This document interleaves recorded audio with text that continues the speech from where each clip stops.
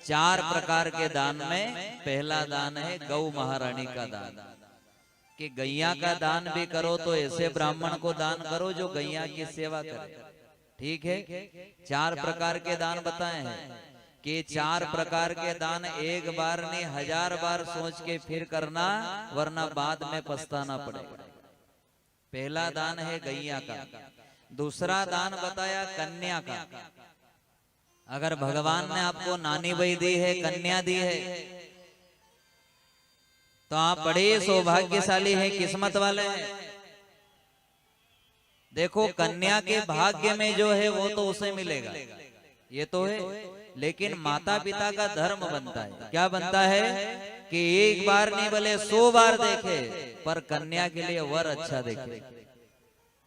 ऐसा नहीं कहो बड़ा बड़ा खेत है, हो बड़ा बड़ा बंगला है, ने कहीं बोले आदमी भी गंज बड़ो है, आधा बूढ़ा थी ब्याह करेगा।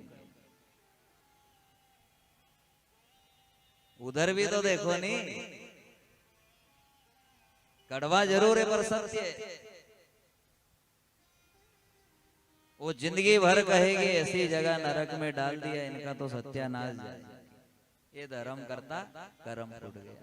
क्या कहा, एक बार नहीं बोले 100 बार देखो, पर कन्या के लायक वर देखो। ये दूसरा प्रकार का। चार प्रकार के दान, पहला दान गैया का, दूसरा दान कन्या का, और तीसरा दान बताया लक्ष्मी का।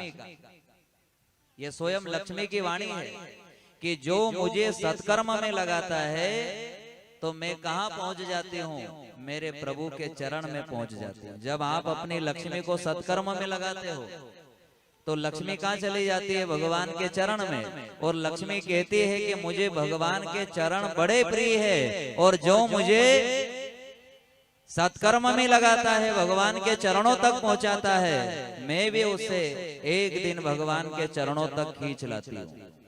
वो लक्ष्मी कह रही है। और उसी लक्ष्मी की वाणी है कि जो मुझे शराब पीने में लगा रहा है, कुकर्मों में लगा रहा है, लोगों को दुख देने में लगा रहा है, तो लक्ष्मी माथा पकड़कर बैठ जाती है और कहती है कि अब तो मैं तेरे घर आ गई, तेरे द्वार पर आ गई, लेकिन तेरी दूसरी से तीसरी पीढ़ी में एक एक कण के लिए तेरी औलादे नहीं तरस जाए तो बोल देना। ये भी लक्ष्मी की वाणी।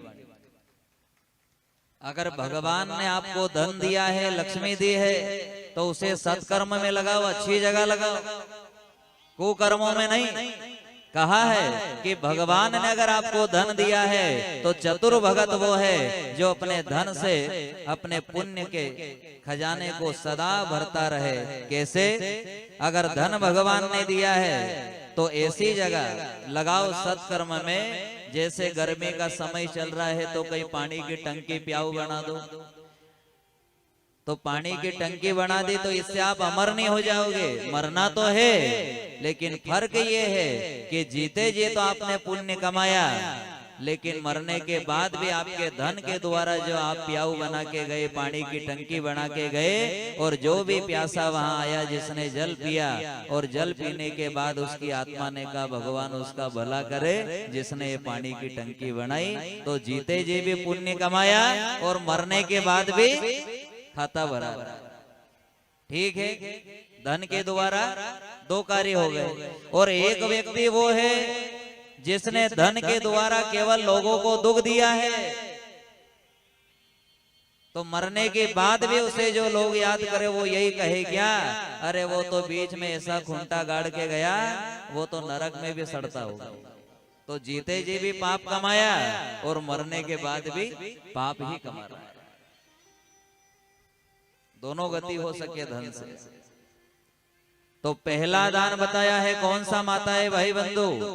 गौ महारानी का, दूसरा कन्या का, तीसरा लक्ष्मी का, और चौथा दान बताया है भागवत कथा में ब्राह्मण का। कि कुकर्मी ब्राह्मण को भी दान देने से हमारे कुल में कोड़ी संतान पैदा होती है।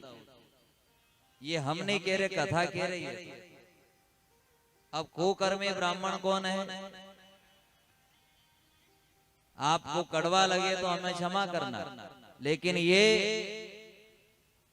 स्वयं सुखदेव मुनि की वाणी है, शास्त्रों की वाणी है। भागवत कथा के 10वें स्कंद का पहला श्लोक है ये कि भागवतम विरक्त विप्रह श्रवणेन मोक्षदायिनी।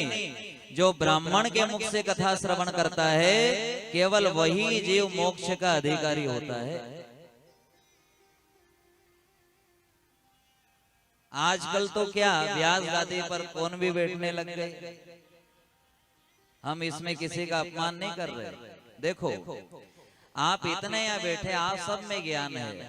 बाबूजी 35 वर्ष से गुरुजी की कथा सुन रहे, हमें तो इनमें गुरुदेव का ही रूप नजर आता है। तो इनके अंदर ज्ञान है, तो इसका अर्थ ये थोड़े कि गुरु गादी पे जाके बैठ जाए। ज्ञान तो वो होता है जो गुरु के चरणों में बैठना सिखाए। जो ज्ञान आपको गुरु गादी पर बैठना सिखा दे वो ज्ञान नहीं है, वो कचरा है। क्या है वो? जो ज्ञान आपको गुरु गादी पर बैठने का अधिकार दे दे, गुरु के चरणों में बैठने का अधिकार हमारा है। हम नहीं कह रहे, कथा कह रही भागवतम विरक्त विप्रह श्रवणेन मोक्षदायिनी। व्यास गादी पर बैठने वाला केवल ब्राह्मण होना चाहिए। हम ये भी नहीं कह रहे कि आप हमसे ही कथा करवाना नहीं, आप किसी से भी कथा करवाओ, पर ध्यान बस ये देना कि व्यास गादी पर बैठने वाला ब्राह्मण होना चाहिए, वरना बाद में वही होगा कि धर्म करता कर्म फूटी गया। अगर ब्राह्मण इस धरती से खत्म हो गए, ब्राह्मण मर गए, तो फिर कभी विचार आए कि लेकिन एक से एक विद्वान जन है, एक से एक ब्राह्मण देवता है जिनके दर्शन से हमारी बुद्धि सुधर जाए। ऐसे ऐसे ब्राह्मण देवता आज भी है। तो व्यास गादी पर बैठने का अधिकार तो ब्राह्मण को ही है। कुकर्मी ब्राह्मण को, जो ब्राह्मण वर्ण का नहीं है, फिर भी व्यास गादी पर बैठकर, अब समझदार को इशारा काफी है, हम ज्यादा कुछ भी नहीं बोले। ये चौथा दान है कि कथा श्रवण ब्राह्मण के मुख से ही श्रवण करनी चाहिए। श्री सुखदेव मुनि दर्शन करा रहे हैं ये 4 प्रकार के दान। और गजराज हाथी सूंड में पानी भर के उछाले, ये कौन सा रस है? ये वही जो हम अपने लक्ष्मी को फोकट में व्यर्थ में गवा रहे हैं। ये मेरा, ये मेरा, ये मेरा, ये मेरा, अपने इस जीवन को व्यर्थ में लुटा रहे हैं। ये मेरा, ये मेरा, ये मेरा। आखिर में क्या हुआ? वही मगरमच्छ आया और उसने चरण पकड़ा। बोलिए खेड़ापति सरकार की जय हो। अब देखो वो मगरमच्छ कौन है? वो है काल। ध्यान देना सभी माताएं भाई बंधु।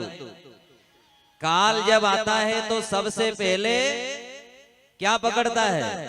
सबसे पहले चरण पकड़े। या जितनी भी माताएं बहनें भाई बंधु बैठे हैं, ध्यान देना, गठान लगा लेना कि अगर घुटनों में दर्द हो जाए, हाथ पांव में दर्द होना चालू हो जाए, तो फिर 2 हाथ वाला का भरोसे नहीं रहना, फिर 1000 हाथ वाले के भरोसे हो जाओ। तू जाने तेरा काम जाने। वरना ये बुढ़ापा इतना खतरनाक है नहीं माताएं बहने, कि बुढ़ापा में अच्छा अच्छा बासा और अच्छी अच्छी मासाब भी कहीं बोले।